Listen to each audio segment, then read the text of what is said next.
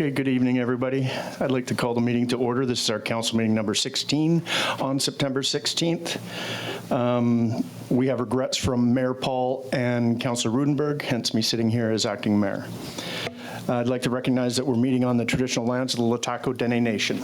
In 1 second, I'll ask for approval of the agenda as amended. We're going to postpone a delegation that was Cariboo Chilcotin Coast Tourism Association. Apparently, they'll be here October 21st, so that's off the agenda. We have a late agenda item, K7, staff report, 388 Hoy Lane, remedial action, and a late agenda item, staff report, Quesnel Telecom Society seeking multi-unit tax revitalization exemption. So could I get a mover or any questions or additions for the agenda? Seeing none, a mover, please. Councillor McKelvey, second. Councillor Vic, all in favor? Any opposed? Carried. Adoption of regular minutes. Any questions? Everything okay there? Mover? Councillor Vic? Yeah. Councillor Goulet, all in favor? Opposed? Carried. Thank you. Okay. At this point in time, this is why we have people in the house, one of the reasons anyway. Good evening, and I have a presentation here. Good evening, and welcome to our Quesnel Ambassador Leadership Program Outgoing presentation, as well as the welcome to the new 2025 ambassadors.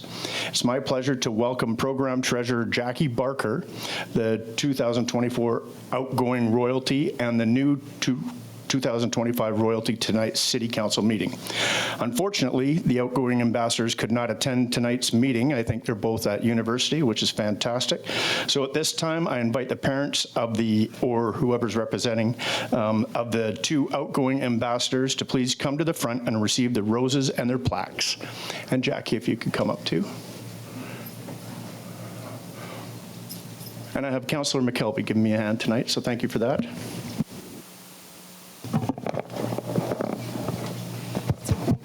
We want him? He's got outgoing, right? Yeah. And I think. Okay, yeah. who's going to? Lacey For Jayla? So the outgoing royalty at Jayla Wheeler. Her mom. Oh, and her mom. Welcome. Here we are. Thank you. Thank Jayla you. sends her regrets. Aw. Thank you very much for everything she's done for the year. Finley Clausen. Cindy? Finley Clausen. Finley Clausen? For Lacey. For Lacey Anderson. Thank you very much. Here we are, dear. Right, Thank you. There we go. Okay.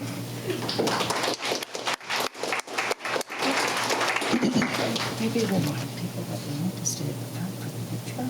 Yeah, good point, Councillor McKelvey. We should have everybody staying at the front, but we'll just bring everybody up at the end for pictures, okay? I'd now like to introduce the new 2025 Quesnel ambassadors. After I introduce each ambassador, please come to the front to receive your rose and jacket. Please remain up front until all the presentations have been made so we can take a group photo as well. So Ociah Woodruff.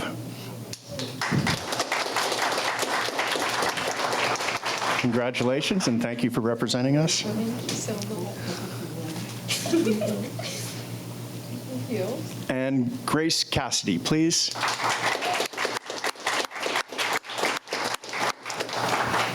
Congratulations, Ruthie. Here you are. Okay. Okay, and could we get the other two back up here, please? Jayla's mom. Bonnie. We need to get Rose up here, too. Yeah, Rose is taking pictures. Rose is showing, no, I've done this enough. I'm not coming up there.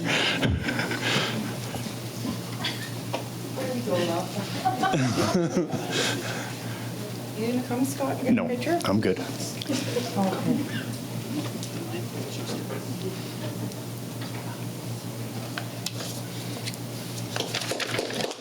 Outstanding. Thank you very much, everybody.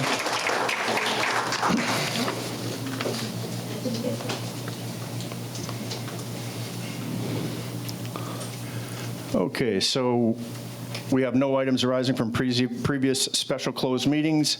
We have no unfinished business. Committee reports, September 3rd, 2025. Finance report from Councillor Vic, please. Thank you, Chair.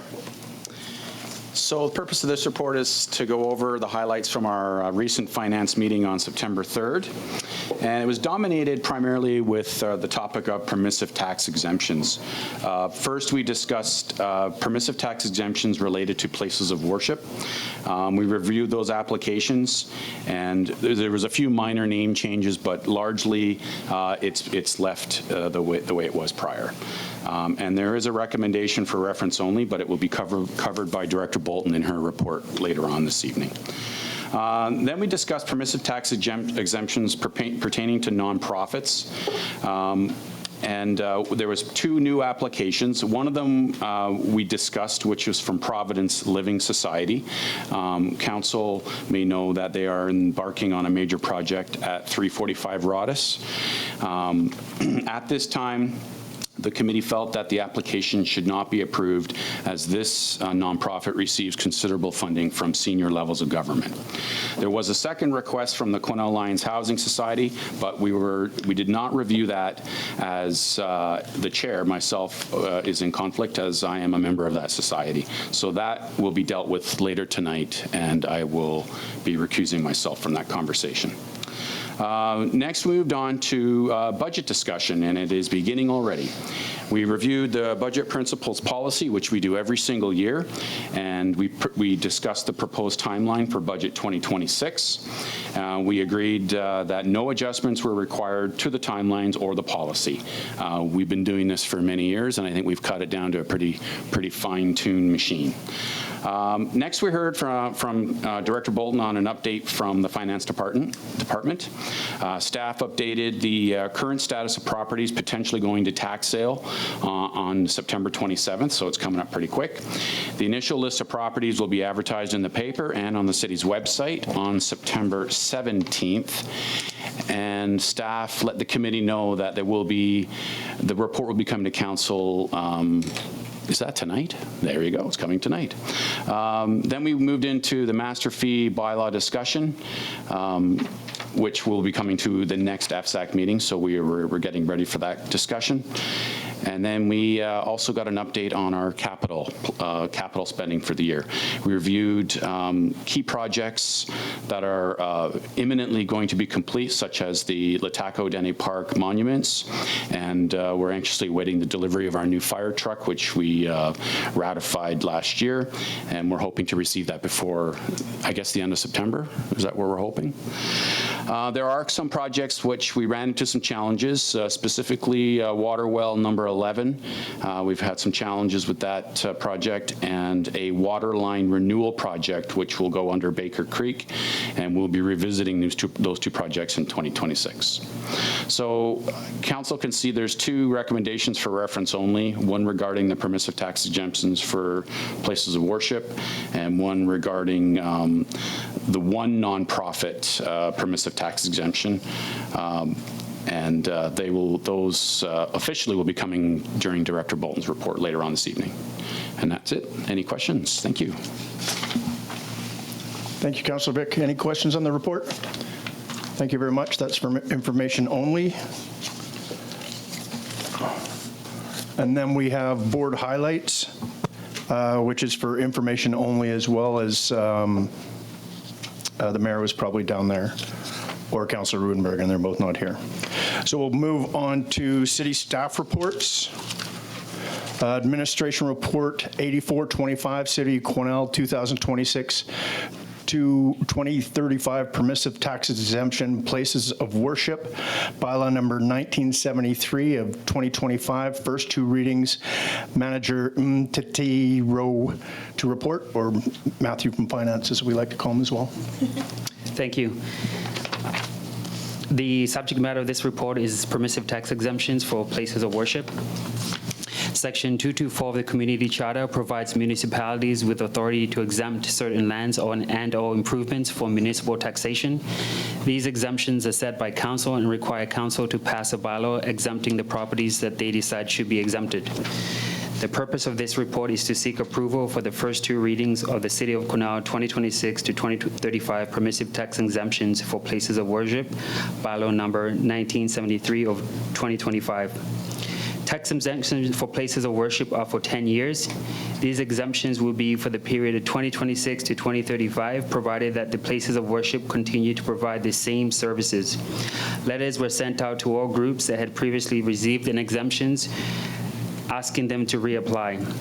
Advertisements were run in the paper to notify other groups of the chance to apply for permissive tax exemptions. On September 3rd, the Financial Sustainability and Audit Committee reviewed the permissive tax exemptions for places of worship and recommended it move forward to Council for consideration. My recommendation is that Council provide the first two readings of the City of Quesnel 2026 to 2035 permissive tax exemptions for places of worship, bylaw number 1973 of 2025. Thank you very much for that, Manager. And I think that was your first report. Very well done. Any questions on this one? Okay, then I'll call the question. Can I get someone to move it? Yeah, Councillor Vic and Councillor McKelvey. No questions. All in favor? None opposed. Thank you. Unanimous. We will move on to Administration Report 8325, City of Quesnel 2024-2027 Permissive Tax Exemptions Amendment Bylaw number 1974 of 2025 Nonprofit. First two readings, Director Bolton to report, please. Thank you. So unlike the public worship permissive exemptions that we just looked at, the nonprofits are only for 4 years, and we do it every year right after council is approved. But in the other years, we still accept applications. And as Councillor Vic mentioned, we did receive 2 new applications this year, one from the Quesnel Lions Housing Society and one from Providence Living Society. So FSAC did review the one from Providence Living Society and has recommended that we don't give an exemption to that. So I built the bylaw based on no exemption for them. And then the other one is regarding Quesnel Lions Housing Society, which council will have to decide tonight on what exemption to give for them. So I've attached all the information from the Quesnel Lions Housing Society so you can see what they're requesting. So they have bought a building that they're looking to build some affordable housing in the future on. So in our current policy, there is a section that says that council will consider if land for development of affordable housing would be given a permissive exemption, but at this point it has never said buildings, so that's something for council to consider. Another consideration in council's policy would be whether or not back should be given to the fact that they're running thrift sales out of this store, and it's not currently affordable housing. So right now, just looking for some input from council on what percentage of tax exemption they might want to give for this building. An 100% tax exemption would be $9,577 per year in taxation. So once council discusses and decides on that, we'll build it into the bylaw, and then we'll be looking for the first two readings of the bylaw tonight. Okay, so we'll have that discussion. Councillor Vic? Recuse myself. Yeah, you'll recuse yourself as he's part of the Lions Club. So this is our first one on the docket. Do we have any questions or comments?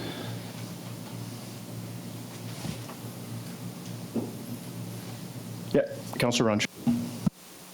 And just so we ask these questions.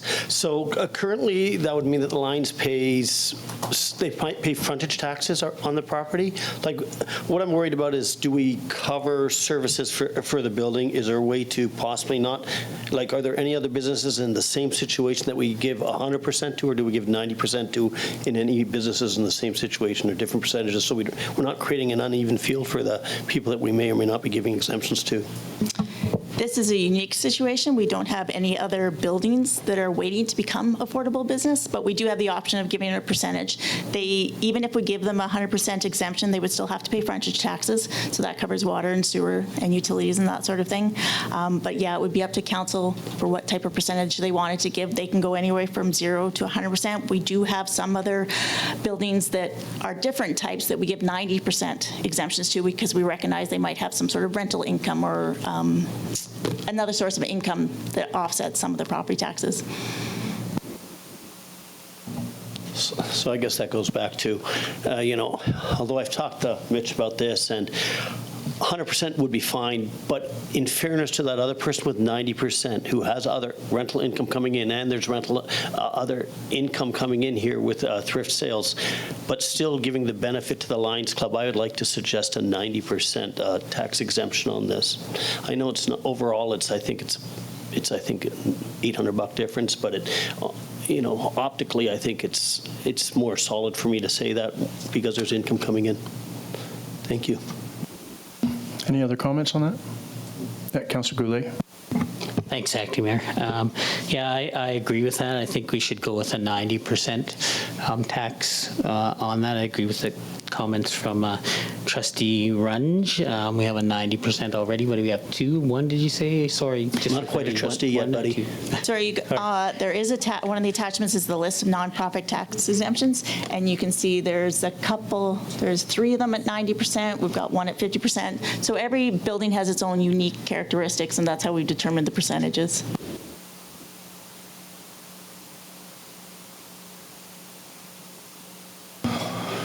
Yeah, not a trustee yet. Councillor McKelvey, anything? Thank you. I'm comfortable with 90% as well.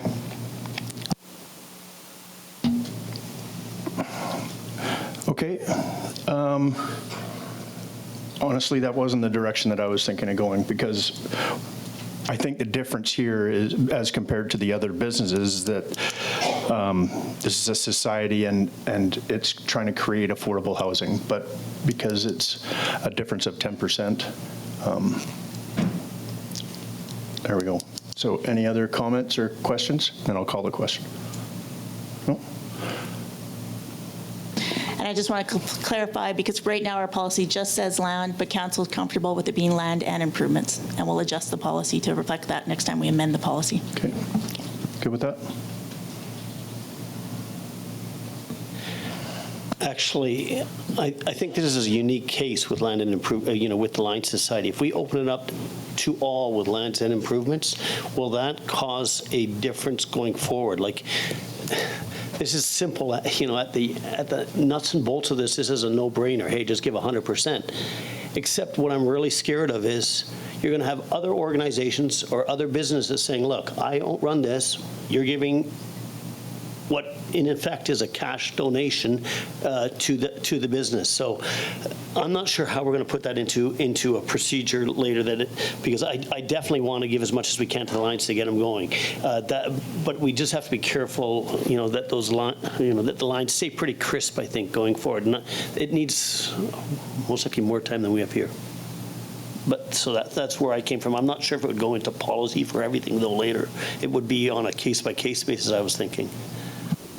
Agreed. We need to look at that policy, so we'll bring it forward to the Policy and Bylaw Committee, and we can take a good look at how we can revise that in the future. Okay. So are we ready to call the question on 90% then? Rhea? Oh, we need a seconder. Okay. Councillor McKelvey, thank you.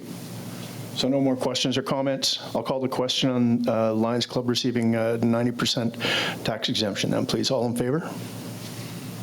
Opposed? Carried. Thank you. Yes. Now that we decided that, I'll give it a moment. And for those of you that can't see, we have a bunch of lions in the house, so thank you very much for coming out, and thank you for everything you do in the community. I mean, we've seen Silver Manor and everything positive out of that, a number of initiatives, and now this too, the possibility of affordable housing. Keep up the good work, because we need all the housing we can get. So thank you very much. Thank you. Brent? As part of the youth movement with... Brent, if you're going to make could you just come up to the microphone so the people at home can actually see you, and now they'll get a visual of all your friends too. Just a quick comment, if you don't mind. Turn the mic on, please, Brent. As part of the youth movement with the Quesnel Lions Housing Society and the Quesnel Lions Club, I really appreciate this. The last time it took us more than 5 years in the planning stage to get Silver Manor up and running, and for our next one it's going to be significantly longer for us to complete all of the jumps and hoops that we have to go through to get this on the road. So I'm hoping that I'll be here to see the end of it. We have some of our members that were not able to see the end of the last project, such as Lion Ron Silver, who initiated the entire project. And I thank you for the assistance. It is a donation from the city going towards our getting the capital that we're going to need to get started on this project, and I do appreciate your support. Thanks again. Thanks for the kind words, Brent. And thanks for everything. Yeah, please. We're just going to wait a second and get Councillor Vick in. Nope. We still need to do the readings for the bylaw? Okay, sorry. Nope. Mitch, get out.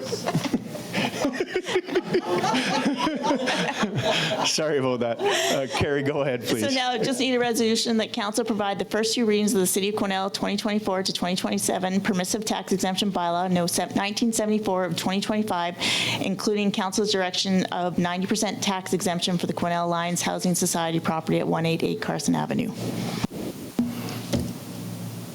Yeah, question?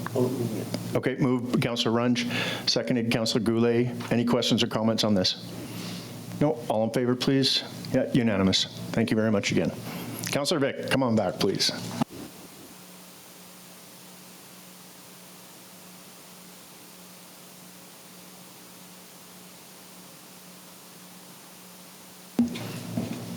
And you can stick around for the whole meeting if you'd like, or you can vacate at any time you'd want. Okay, the Lions Club is actively looking for more members. Okay, I'll put that plug in for you. Thank you. Moving on to staff report number 3, administration report 8625, City of Quesnel redemption period extension bylaw number 1977, 2025, Sylvan Motel. First 3 readings. Director Bolton to report, please. Thank you. The purpose of this report is to seek council's approval of the City of Quesnel redemption period extension bylaw number 1977 of 2025. This bylaw will extend the redemption from tax sale period for 1 year from October 7th, 2025 to October 7th, 2026 for the property located at 955 Front Street, the Sylvan Motel. So on October 7th, 2024, this property was put to tax sale due to delinquent taxes. There were no bids on the property, so it was deemed purchased by the city. Council has the option to extend the redemption period by 1 year to give the property owners more time to redeem the property or for the city to prepare to take over ownership. So the recommendation is that council proceed with the first 3 readings of the City of Quesnel redemption period extension bylaw no 1977 of 2025. Okay, thank you very much for that. Any questions on this one? Any conversation needed? Okay, so I need a mover. Councillor Goulet, Councillor Vic. All those in favor? Opposed? Unanimous. Thank you. Next, administration report 8725, child care plan inventory update. Intern Meese to report, please. Nice. Sorry. Good afternoon. Thank you for having me. This report is brought forward for informational purposes only. The 2025 Child Care Inventory Report is provided and attached to the staff report. It is a follow-up on the 2020 City of Quesnel and North Cariboo Region Child Care Inventory Needs Assessment and Child Care Action Plan. This new report provides information on current child care spaces and an assessment on progress towards the goals set in 2020 as related to child populations. The highlights from this report are as follows. There are currently 467 licensed childcare spaces in the areas including the City of Quesnel, Cariboo A, B, C, and I, Wells, LHTAKO, DENE, and NASCO. This is 3 more spaces than the 2020 inventory, which had targets of 86 new spaces by 2024 and another 55 spaces by 2029. Since then, several childcare facilities have opened or closed, changing the allocation of spaces across age groups. The new facility in West Quesnel holds a total of 57 children and allowed for 47 spaces to be maintained and 10 new spaces, 8 of which are in the birth to 36-month age group that was identified as the highest need. Quesnel Junior School added another 56 spaces, and Carson Elementary is expected to hold 61 childcare spaces when it opens next year. These new spaces at Carson Elementary will make a significant impact on the progress towards the 2020 goals. Policy actions have been taken to further the progress towards these goals set out in 2020. The zoning bylaw was amended to take out conflicting policies with respect to home daycare numbers. The new official community plan will include a statement about community childcare. This may include specific language about childcare needs and promoting the establishment of new spaces and facilities. And then there are opportunities to incentivize new childcare spaces that could also be considered. Does anybody have any questions? The report is quite extensive, actually, and there's a lot of information in there. Yeah, we've got some more work to do for sure, but thank you very much for the report. No more questions? Okay, that was for information only. Thank you. Thank you. We'll move on to Administration Report 8225, Forestry Initiatives, Landscape Management and Manufacturing Analysis, and Labor Force Redevelopment. Manager Robinson to report, please. Great, thank you, Mayor. Good evening, Council. So the purpose of this report is twofold: to provide Council and the public with an update of the 2025 Future of Forestry think tank session and the outcomes to date. And the second part of the report is to request a $20,000 allocation from the Forestry Initiative's surplus to continue to advance the outcomes and leverage grant funding in 2026 and 2027. So the think tank happened in May of 2025, and we had 54 delegates from various orders of governments, academia, industry, and funding organizations attend the two-day event, and a total of 15 recommendations came out of the think tank session, and a full list of these is located in the attachment in a link here for everyone's edification. And it's important to note that the funding I'm requesting tonight that's going to be allocated from the Forestry Initiative surplus will be used to leverage larger grants and funding partnerships over the next 2 years to continue forestry initiatives going. So now on to the recommendation that Council approve $20,000 to continue advancing the outcomes of the Future of Forestry think tank over the next 2 years until the next think tank session in 2027. Thank you. Thank you very much for the report. Can I get it on the floor? Moved Councillor Runge, Councillor Vick second. Any questions or comments on this? Okay, all pretty straightforward. Tough not to say no to moving forward with a surplus and hopefully getting more grants. And thank you very much for this file. It's been quite innovative, I think, in the province at least, and we appreciate all your hard work.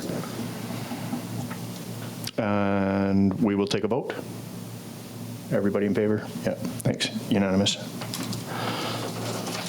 Administration Report 8525, authorization of write-off uncollectible mobile home taxes at 23313 and 24313 Westland Road. Manager, I didn't have it written down here. Matthew from Finance to report, please. Thank you. The subject of this report is authorization to write off uncollectible mobile home taxes. While there's no specific council policy governing the write-off of uncollectible taxes, this request is consistent with standard municipal financial practices and guided by statutory authority under Section 781 of the Local Government Act. The write-off process supports accurate financial reporting and aligns with prudent fiscal management. The purpose of this report is to seek approval to write off uncollectible taxes under Section 781 of the Local Government Act. When local government financial assets, tax receivables are deemed to be uncollectible, Council may, by resolution, request a minister's order to write off outstanding taxes plus any applicable penalties and interest as authorized by Section 781 of the Local Government Act. The attached listing of uncollectible taxes is comprised of mobile homes. Property tax on mobile homes that are situated in mobile home parks cannot be collected through the tax sale process. When a mobile home is moved from the park, the owner must obtain a collector's certificate verifying all property taxes have been paid. When a mobile home is removed from the park without obtaining a collector's certificate, the property taxes are uncollectible. My recommendation is that Council request the Ministry of Housing and Municipal Affairs issue a ministerial order to authorize the City of Quesnel to write off property taxes as identified on the attached, totaling $2,530.32, including the City of Quesnel's portion of $977.49 for taxes and $484.51 for penalty and interest. Thank you, Manager Mtatiro. Let's get it on the floor. Okay. Councillor McKelvey? Okay. Councillor Goulet, you want to second that? Okay. Any questions or comments? Councillor Runge and Councillor Vick. Well, Councillor Vick, you want to go first? No, you take it. Anyway, I absolutely agree. We should most likely create some sort of a policy so we deal with this in the future. And I think that policy has to consider a few things because I'm worried that we have a property, or even if it's on a mobile pad, there's a piece of an asset there that disappears. So who sold that asset? And if that asset was sold by the mobile park, there's got to be some, if it was, and I don't know if it is, but if it was sold by someone that we know, then how do we get our hands into the taxes that we're owed, I guess, ultimately? So we need to consider, I think, going forward, we need to consider some timelines, and we need to consider a way of making sure that that mobile home, because it is collateral when the taxes aren't paid, that we actually are able to collect. I believe, so maybe we have to tighten up our timelines as a city. So this is things that I think we should consider during a policy meeting, because there's got to be some way to tighten that up so we don't end up in this situation. Otherwise, I foresee, once again, this is kind of like a loophole to get out of paying taxes, and I don't want to see that in the future. Director Bolton, please. I just want to comment, this is a common problem for all municipalities, unfortunately, when they burn down or they disappear in the middle of the night. But absolutely, we're going to look at putting liens on them and doing whatever we can to tighten up on it. But it's a tough one that all municipalities struggle with. And this is only these two, plus I've only done one other one in the time I've been here, so it's only 3 in 15 years. Well, that's helpful. And hopefully that's all. Thank you. And anyway, so otherwise, though, I'm in favor of the motion because we do have to clean up the books. Thank you. Thank you, Councillor Runge. Yeah, good point. But I think it might be tricky to be able to do that. But something to keep on the radar for sure. Councillor Vic?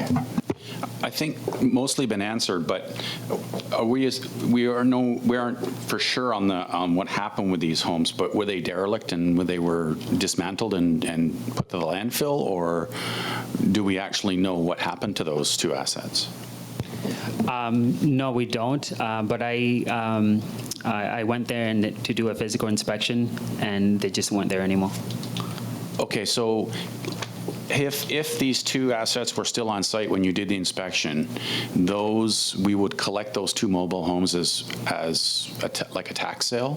What would be our process? No, mobile homes are not subject to tax sale process. Oh, they're not? Okay. No. So we wouldn't be responsible for dealing with those mobile homes then, if they were abandoned in a mobile home park? That's the reason why municipalities don't tax sell mobile homes, because we don't want to become owners on them. So what we can do is put a lien on them. That's another option for us. But if they're left there abandoned, it's usually up to the mobile park homeowner to deal with it, right? And they should be coming and paying the taxes, but sometimes they just disappear in the night. But yeah, we do not want to become the owners of a whole bunch of old mobile homes. Yeah, I can see that as a challenge, especially if it's in a park. Like, what are you going to do if they disappear? Any more questions on that one? Okay. Do I have a Councillor Brunch? So just for the record, I do want to see this in policy and bylaw. I think it needs further discussion, and especially as mobile homes get more and more valuable to purchase, we don't want to see something like this happening in the future. They'd be derelict way before, so thank you. Yeah, if we can have no policy, thank you. Yeah, good discussion point, but as mentioned as well, 3 in 15 years, so it doesn't happen a lot. I've got a mover and a seconder, so I'll call the question. All in favor of this? Yep, unanimous. Thank you. Now we'll go to the late attachment, Administration Report 8925, 388 Hoy Lane, remedial action. Chief Building Official Morton to report, please. Thank you for the invitation, or the introduction, Mayor. The purpose of this report is to obtain a remedial action order for the real property having a civic address of 388 Hoy Lane. The principal structure on the property was involved in a structure fire on April the 18th, 2023. No action has been taken to repair or remediate the fire damage. The fire damaged structure remains on site and creates an unsafe condition. The building's remains and open basement could cause life safety issues for persons accessing the site. There have been reports from the neighboring properties that persons are accessing the site and entering the structure. The recommendation is that Council consider the fire damaged structure located on the land. It creates an unsafe condition as per Section 73 of the Community Charter. That the Council declares a property unclean as to be offensive to the community and as such are a nuisance to the community as per Section 74 of the Community Charter. And that they require the property owner to do the following actions. Security fencing to be erected by October the 20th, 2025, around the site with warning signage, warning of the dangers of the hazards. By October the 20th, 2025, apply for a building permit to repair or demolish the principal building with a report from the registered professional with expertise in geotechnical engineering that addresses the effect of removing the foundation and remedying the slope once the foundation is removed. And within 30 days, receiving a demolition permit to remove the structure and the accessory building from the property and to lawfully dispose of the structure and accessory building. And that council authorizes city staff to take all necessary steps to carry out each of the above actions should the owner fail to undertake the above actions by the deadlines specified in this order, and to cause the full cost of actions to be added to the property taxes of the property. Well, that was a mouthful. Thank you very much. Can we get it on the floor? Councillor Vic, Councillor McKelvey, questions or comments? Councillor Vic. Thank you, Chair. This would be sort of Director Turner's question, although thank you for the great news. Appreciate it. We recently, well, not recently, a few years ago, we had a demolition and bill for removal of a home on Abbott, Director Turner, if you remember, which was on a hillside, and I believe it was a challenging demolition. What was the cost of that demolition? Do you recall?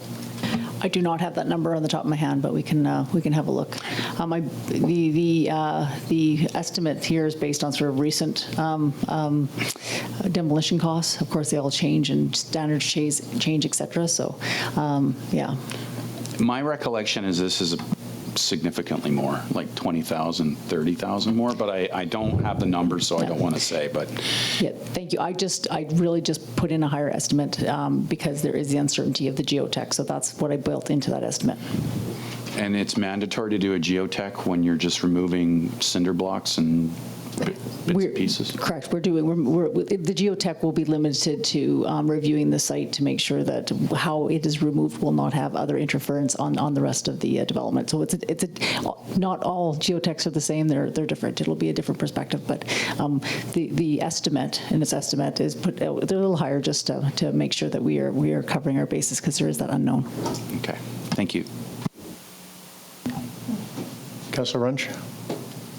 Yeah, my question, I think, was exactly to that geotech, and can't we just bulldoze, take away, and make that hill nice again, and save ourselves a ton? And once again, this goes to going forward as a city. You know, we look at cuts and changes to people in the city, but maybe we have to look at something here too, because we have a lot of this type of stuff happening that's costing a lot of taxpayer money. That the question is, if we have somebody in-house who has that ability to do those things, that would be wonderful, right? Because I'm just thinking, but if the geotech was the question, because this sounds really, really expensive just to remove what's here, but I guess you're just putting in a price and hoping it's going to be less. Thank you. Okay, any other questions or comments? I don't know, to Director Turner, I'm not sure. Just curious about communication, and I can see here that it's been sold to a new owner. Have you been in contact? Do they know what's going on, and are they, willing to move forward? We have attempted to make contact through a couple of different methods. Of course, this resolution will be delivered by registered mail to them. So. Okay, thank you for that. Okay, no further questions. Do we have a mover? Yeah, Mitch and Deb. Yeah, thank you. So I'll call the question. All those in favor? Yeah, unanimous. Thank you very much. And thanks for your work on this. One step at a time. Administration Report 8125. 2026 UBCM Community Resilience Investment Program Grant Application, Community Wildfire Protection Plan, and Fire Smart. Manager Robinson to report, please. Great, thank you. So the purpose of this report is to seek a resolution from Council on the upcoming UBCM Community Resilience Investment Program grant application that is due to be submitted by the end of September. A quick summary, the Forestry Initiatives Program is seeking $200,000 in CRI money through 2026 to continue our Fire Smart education and outreach, carry out home assessments and the rebate program, implement fuel management activities, both prescriptions and treatments for wildfire risk reduction, enable Fire Smart neighborhood recognition program, and continue to assist vulnerable property owners, that seniors, low income, and mobility challenged with Fire Smart activities on their private land.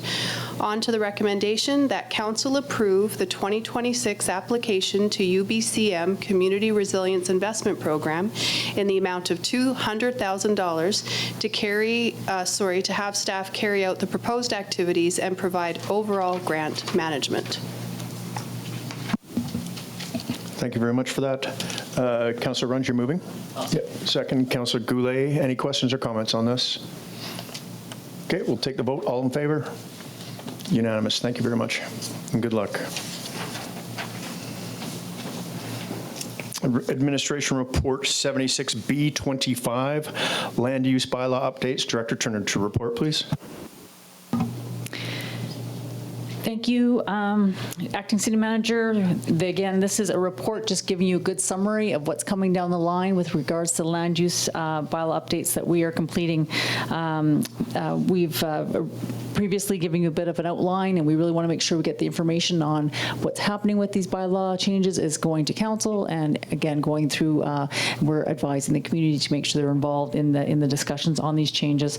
As you can see in here, there will be some public consultation sessions coming up here September 7th through 9th. We'll be getting information on the location. We're going to try and rove around, get to a few different locations throughout the community during that time, and make sure a lot of signage is up to make people aware. You will see attached to this report, there is a developable lands inventory. Small Alpine consultants particularly produced this report for us, really reviewing a number of lands and their feasibility for development. The purpose of this this report was to really ensure that we do have enough lands in our community that are in a developable state that can meet the needs as prescribed by the Housing Needs Assessment. As it shows in there, it definitely, we are in a good place for developable lands.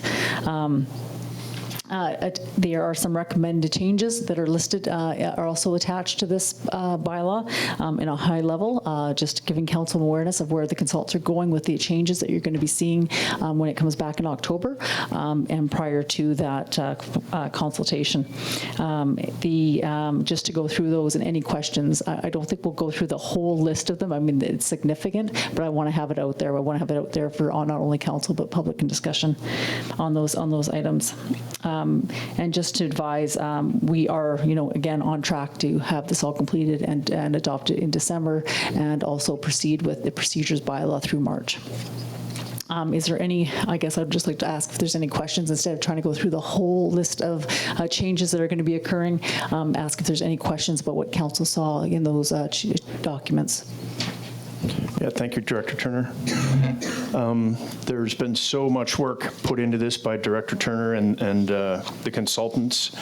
I highly recommend everybody digs in, and because the OCP is extremely important. But if we don't have any questions at this point in time, it's for information only. I would like to draw your attention to the second map there, and it highlights Cariboo Field, and to me it just pops that how much available land is there at Cariboo Field if we can actually get our ducks in a row and get the province moving on this. It's right in our city core, and when you look at it, it's absolutely massive. The amount of housing that we could have in there is incredible. But if we have no more questions at this point in time, thank you, Director Turner, for this, and keep chugging away. There's a lot going on. Administration Report 8825, 2026 Council Meeting Schedule. Deputy Corporate Administrator Hartley to report, please. As As an annual legislative requirement, I've prepared a 2026 annual regular council meeting schedule. Recommendation that council approve the 2026 annual regular council meeting schedule as attached to the September 16th council meeting agenda. Thank you very much for that. Any questions on that? Pretty straightforward. Now we are going to move into Administration Report 9025, Quesnel Telecom Society seeking the multi-unit tax revitalization exemption. Director Turner to report, and this is a late agenda item. Sorry, Acting Mayor. Yes. I need a resolution for the schedule. Oh, I'm sorry. Do we have a mover and shaker? No, we don't. Councillor Goulet, Councillor McKelvey, all in favor? Unanimous. Thank you. So on to the Quesnel Telecom Society, and I'm looking to Councillor Goulet. Thanks, and I'm just declaring a conflict of interest, so I'll step out of the room. Thank you, Councillor. Director Turner, please. Thank you, Acting Mayor. In summary, the purpose of this report is to provide for Council's consideration for exempting the Telecom Society from the requirement to have a 50% adaptable units in their development, allowing for 35% adaptable to qualify for the multi-unit incentive bylaw. Again, we've been working on this development for quite some time, as Council is well aware. They have applied for the multiple unit incentive, but have determined that they do not quite meet that requirement for the 50%. You will see attached, there's great rationale from the architect for the development, describing that they do have 35% adaptable, and some of those adaptable even meet the full scale of accessible units. The development meets all other requirements of the application, or sorry, the multi-unit development bylaw, incentive bylaw. So it's recommended that Council provide an exemption to meeting the full requirement of Section 4.1F of the Multi-Unit Incentive Bylaw 1901-2020 to allow 35% adaptable units for qualifying for the incentive for the proposed 35-unit apartment at Lot A, District Lot 386, Cariboo District Plan, EPP 1016, 341 North Fraser Drive. Thank you, Director Turner. Get a mover on this one. Councillor Vic, Councillor Runge. Any questions or comments? Yeah, Councillor Vic. For Director Turner, the threshold is 50%, and the 35%, I understand the rationale. It's going to provide a lot of affordable housing in the community. Is that threshold too high? Do we need to look at, rather than making separate ratifications for each project, do we need to revisit the incentive bylaw in 1901 to make that more flexible? Or I'm not sure we've been in, this is not, I don't know if this is our first rodeo doing this for other projects, but. It would be, so I would suggest no, it's not necessary to amend this policy. I think we do want to encourage up to 50%. I think we'd rather encourage that and really push for that 50% adaptable units. Yeah, I tend to agree. I think that if you drop it down to 35%, it's kind of like the speed limits, right? You drop it down to 35, and then somebody's going to say, well, how about 25? I think to set the bar at 50 is where we want to be. Director Turner? Thank you. We do have to remember this is an aging population, and there's growing numbers of individuals with disabilities that do require those adaptable units. I'm getting reports from our development next door that there's a high level of seniors getting into those developments because of the accessible and adaptable units inside them. And remember, they also had to meet those requirements for market development. Thank you for that. Councillor Runge? Yes, thank you. So the first thing, late agenda items, which, cause like a $50,000 tax ramification, be really nice to have those earlier. I know. And we should just clarify that this is just to evaluate the this change in the provision. It's otherwise we do have a bylaw that says they would have obtained this already, right? So we're not getting approval on just a slight verification, right? Thank you, yeah. And I appreciate that clarification because I actually didn't take that into consideration when I was saying that.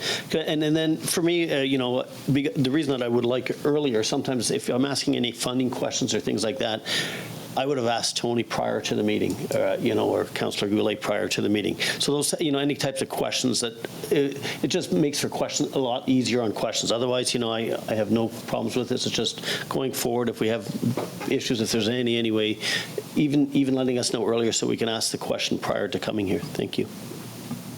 Yeah, valid point. Yeah, so do we have a mover and a, yep, we do. I'll just a quick comment. I was honored to be at the groundbreaking, and they've been working on this, I think, for 15 years. And so it's just unbelievable that it's actually here now, and maybe we can start moving forward. But yeah, it was something else. The emotions in the room to know that they're getting to fruition. It was incredible. In fact, Tony did a little Métis happy dance. I got it on video. I'll share it at some point in time. I'll call a question then. All in favor of this? Yeah, unanimous. Thank you very much.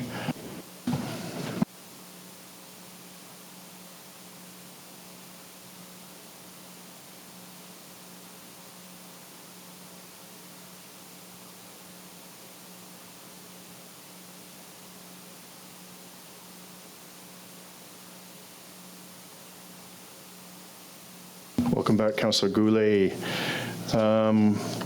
We will go into our council information package. We have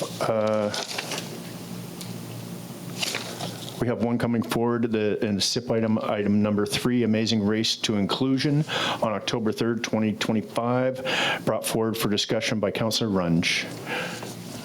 And we even have Lana in the room just to make sure I do everything honestly, right, Lana? All right, so you guys, this is really an invite to everybody. There's Amazing Race for Inclusion coming up very quickly. It is on Friday, October 3rd, from 10 a.m. to 2 p.m. And this is a dynamic community event that promotes awareness, empathy, and accessibility for individuals with diverse abilities. This interactive race challenges participants to navigate everyday barriers, fostering a deeper understanding of inclusion. So, of course, the challenge is for everybody out there, possibly for some people, some of us in the city here. Why participate? We raise awareness about accessibility in a hands-on, engaging way, highlight your business if you're joining as a business competitor, as a leader in inclusive practices, and gain visibility through event promotions and community engagement. So if you are interested, we will have this here, but if you're interested, please contact the challenge coordinator, Danica, in care of Quesnel Advocate Society at Outlook.com, or the event coordinator, or the co-chair, Lana Johnson, who's also in the room here. And there's a phone number here for you. Are you okay if I share that? All right, so the direct line we will share then publicly is 250-985-0980. So once again, it's coming up pretty quickly here. So if you have a chance to join, that'd be fabulous. Thank you. Excellent. Thank you for that, and thanks for your work on it, Lana. Correspondence from September 7th, 2025, Dr. Kane requests for resolution of support for a psychiatric hospital in Northern BC. I will preface this just quickly that Dr. Kane did a presentation to council, and it was really heartfelt, just about the challenges of psychiatric patients or patients with challenges being in the hospital. And she's asking for a psychiatric hospital. Apparently there is a location in Prince George that used to be a juvenile detention center, I believe, that would be perfect for the whole northern area. So it's, anyway, we'll go to Ms. Hartley for reading this. Thank you. Following Dr. Kane's August 26 presentation, she forwarded a letter dated September 7th requesting a resolution of support for a psychiatric hospital in northern BC. The need for a psychiatric hospital began when the only psychiatric hospital in BC, Riverview Hospital in Port Coquitlam, closed in 2012. There were clear indications even before Riverview closed that the community services could not manage the people who needed long-term, secure psychiatric care. The resolution proposed is, whereas in the face of drug use epidemic, the rise in homelessness and increases in related crime, and the influence on mental health, northern British Columbia communities are experiencing a critical lack of access to long-term, secure psychiatric care. The closure of Riverview Hospital in 2012, the province's only psychiatric hospital, has created an unnecessary strain on the residents for our communities, families, local police services, and hospitals. And whereas psychiatric patients are either released prematurely or forced to be admitted to acute care hospital beds, causing canceled surgeries, emergency department overcrowding, long emergency room waits, violence in emergency rooms, and staff attrition. Therefore, be it resolved that the Union of BC Municipalities endorse and advocate for the provincial government of British Columbia to work with the Northern Health Authority to recognize this urgent need and open a psychiatric hospital in Northern BC to contribute to the overall health and stability of our community. Thank you very much for that. Councillor Runch. I'm definitely going to support this motion. Thank you. Okay. But it's a request for a resolution. Do we have to have our own resolution, or can we piggyback on the one that we're seeing from Vanderhoof? They're suggesting using the format from Vanderhoof, and then we would just need to resolve that. As our own? Yep. Oh, gotcha. Okay. So, Councillor Vic. I'll move the motion unless, was that what you were doing there, Councillor? So I will move that. And I don't want to dilute this because this is a priority, but we identified with Dr. Kane, we identified a potential capital project by repurposing an existing building, which could save considerable funding. And I don't see that in here, and I would hate for that to get lost, because that's a considerable asset that could be repurposed and save taxpayers millions of dollars. So I don't want to dilute this, and if it means just sending it as is, fair enough, but I don't want that to get lost. That's a good point. We'll go to City Manager, please. Yeah, our discussions with the City of Prince George is they're already in advanced discussions with both the Premier's office and the provincial government at large around that specific site. So I think it is implied that in the broad resolution that Vanderhoof passed that would be mirrored here in Quesnel, that's exactly what you're saying. As well, we have the ability to attach a letter at Council's direction and as a secondary part to the resolution. So send the resolution, attach a letter that actually has some language around, hey, pay attention to this site, right?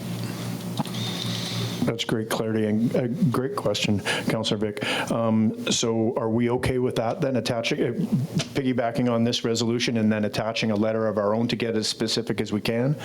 Yeah, and staff's got the handle on that. We've got a mover, Vic, and a seconder, Councillor Runge. Anything else? You good? All in favor? Unanimous. Thank you very much. August 20, the correspondence as well. August 29th, 2025, Royal Canadian Legion Branch number 94, request for resolution of support for an NDIT grant application. Ms. Hartley, please. I think you've covered it all off. I think you're right. Okay, so we don't need anything for that. We're good. And then moving on to bylaws, they've all been covered? Sorry, we do need a resolution, though. Oh, okay. Okay. So mover, Councillor Goulet, Councillor McKelvey. Any more questions, comments? No? All in favor? Unanimous. Bylaws have been taken care of. We're all good there. No new business. Information and question period. Changes to upcoming meeting schedule. We covered that off. Changes to committee appointments, none there. Announcements or events from council, anything? Yeah, Councillor Goulet, please. Thank you very much. And just a reminder of September the 30th, National Truth and Reconciliation. I believe it's not out yet, but there will be something coming from, I believe, at LHTAKO Park. So please, if you can, on the 30th of September, and just remember and recognize the day that's been put before us. So thanks. Thank you very much for that, Councillor Goulet. Gallery questions. Do we have any questions from the gallery? Nope. Okay. Call for adjournment. Yeah. Councillor McKelvey, Councillor Runge, all in favor? Also unanimous.